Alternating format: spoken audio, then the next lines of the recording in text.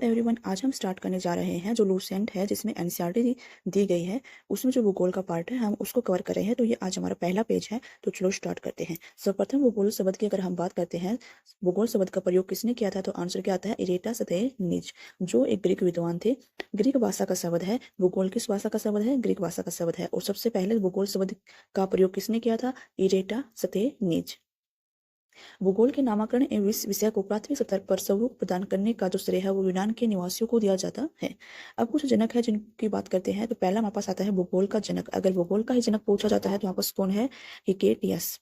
कौन है, हिकेटियस। दूसरा आता है वर्तमान भूगोल का जनक। वर्तमान भूगोल के जनक की बात करते हैं तो कौन है, अलेक्जेंडर वॉन हेम्बोल्ड।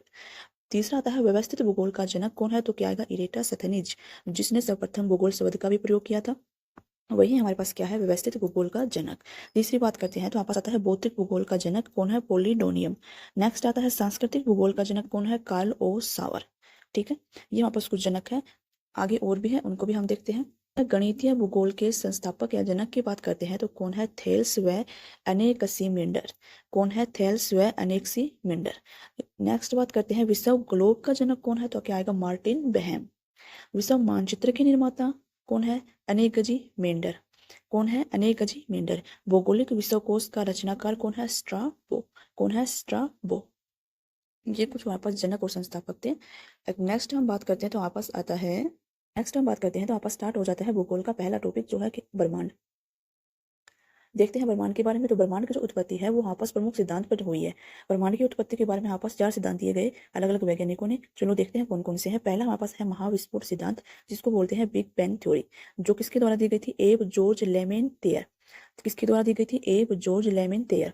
देखो लेमेन, लेमेन से लेमन, आप कैसे याद रखोगे, लेमन, लेमेन से लेमन। लेमन हमारे पास क्या होता है, बिग। तो बिग बैंग जो थ्योरी थी, बिग बैंग जो थ्योरी थी वो किसके द्वारा दी गई थी, एब जॉर्ज लेमेनतेयर के द्वारा। पूरा नाम अगर याद नहीं होता है तो आप इतना याद रख सकते हो, लेमन। किसके द्वारा दी गई थी, लेमन के द्वारा। तो बिग बैंग थ्योरी किसके द्वारा दी गई थी, लेमन के द्वारा। ओके, नेक्स्ट हमारे पास दूसरा आता है साम्यावस्था या सतत दृष्टि या स्थिर अवस्था संकल्पना, स्टेडी स्टेट थ्योरी, जो किसके द्वारा दी गई थी, थॉमस गोल्ड व हरमन बॉडी के द्वारा। आप इसको कैसे याद रखोगे, देखो जो बॉडी होती है वो हमारे पास कभी भी स्थिर नहीं रहती है। तो स्थिर सिद्धांत किसके द्वारा दिया गया था, हरमन बॉडी के द्वारा, और दूसरा थॉमस गोल्ड के द्वारा।